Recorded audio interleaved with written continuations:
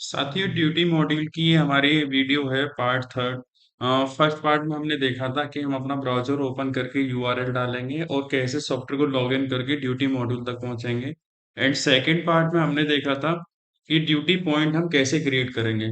अब third part हमारा होगा कि हमने सॉफ्टवेयर लॉगिन कर लिया एंड ड्यूटी पॉइंट भी प्रिपेयर कर लिए। अब थर्ड पार्ट है हमारा कि हम ड्यूटी एम्प्लॉय को कैसे अलॉट करेंगे, किसी भी एम्प्लॉय की ड्यूटी कैसे लगाएंगे।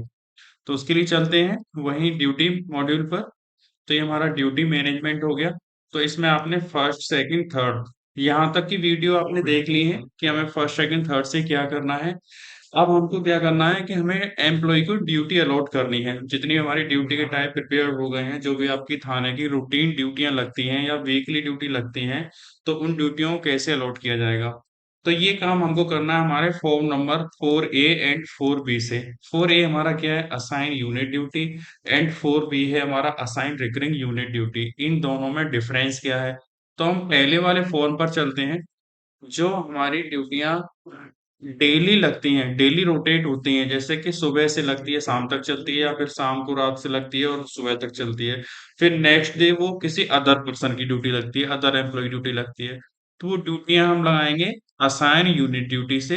एंड ऐसी ड्यूटियां जो वीकली लगती हैं, जैसे कि संडे से सैटरडे, मंडे से लग गई सैटरडे संडे तक, जो एक दिन से अधिक समय के लिए, 2-3 दिन या 5 दिन या 7 दिन या 3 महीने या 4 महीने, जो हमारी ड्यूटियां कंटिन्यू रहती हैं, एक दिन से अधिक समय के लिए लगती हैं, उनको हम असाइन रिकरिंग यूनिट ड्यूटी वाले फॉर्म से अलॉट करेंगे।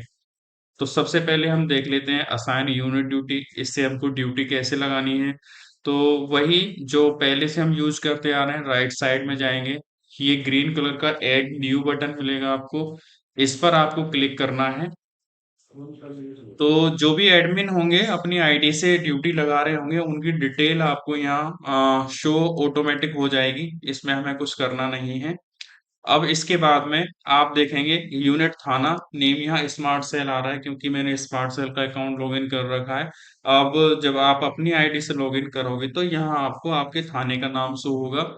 मेरी स्मार्ट सेल की आईडी क्या है, स्मार्ट सेल क्या ऑफिस है, आपके में थाना लिख कर आएगा। अब ये ड्यूटी टाइप में मैंने क्या कर रखा है कि अपने स्मार्ट सेल में टेस्टिंग के लिए एक ही ड्यूटी पॉइंट बना रखा है। बट जब आप अपनी आईडी से लॉगिन करोगे तो आपके थाने के जितने भी ड्यूटी पॉइंट होंगे, सारे यहाँ ड्रॉप डाउन में आपको शो होंगे। तो आप कोई सा भी पॉइंट उनमें सेलेक्ट कर लेना, सेलेक्ट जिस पॉइंट पर आपको ड्यूटी लगानी है एम्प्लॉय की। उसके बाद में जैसे ही आप करोगे तो ये डिटेल ऑटोमेटिक यहाँ तक फिल होके आ जाएगी।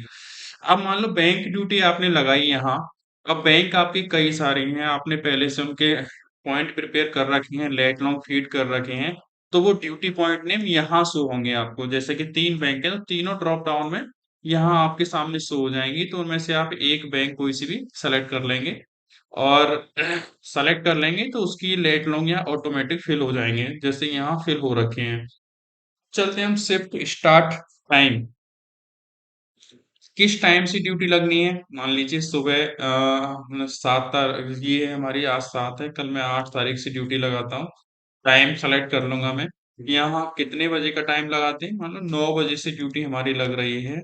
9, ये मिनट सेकंड जीरो कर लिया, यहाँ से एएम सेलेक्ट कर लिया, ओके कर दिया। और चलेगी कितने बजे तक, 5 बजे तक चलेगी। तो 8 तारीख को मैं कल की ड्यूटी लगा रहा हूँ, आने वाले दिन की। तो 8 तारीख को शाम को 5 बजे मैंने यहाँ से सेलेक्ट कर लिया, ये पीएम कर दिया। तो ये क्या हो गया कि 8 तारीख को सुबह 9 से और 8 तारीख को ही शाम को 5 बजे तक की ड्यूटी आपकी लग गई है। यहाँ इंस्ट्रक्शन आप कुछ भी लिख सकते हैं, जो आप जीडी में लिखते हैं कि संबंधित को हिदायत दी गई।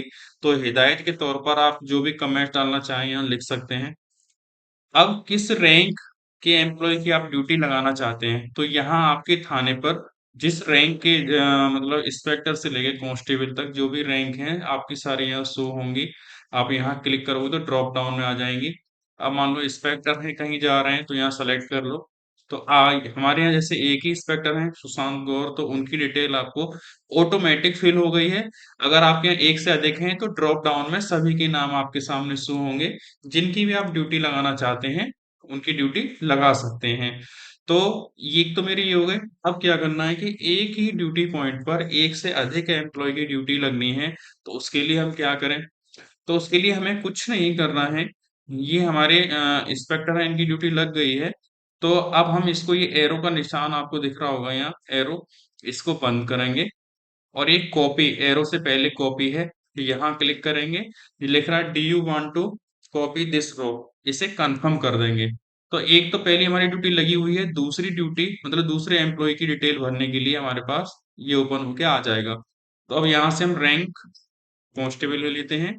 अब कांस्टेबल आपके थाने में जितने भी होंगे उनके नाम ऑटोमेटिक यहाँ आपको शो होने लगेंगे, जैसे हमारे ऑफिस के सारे नाम यहाँ शो हो रहे हैं। तो आप यहाँ से कोई सा भी सेलेक्ट कर लीजिए।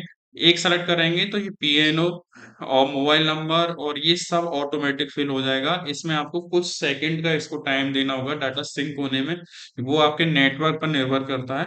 तो 1-2 सेकंड का टाइम ये ले सकता है।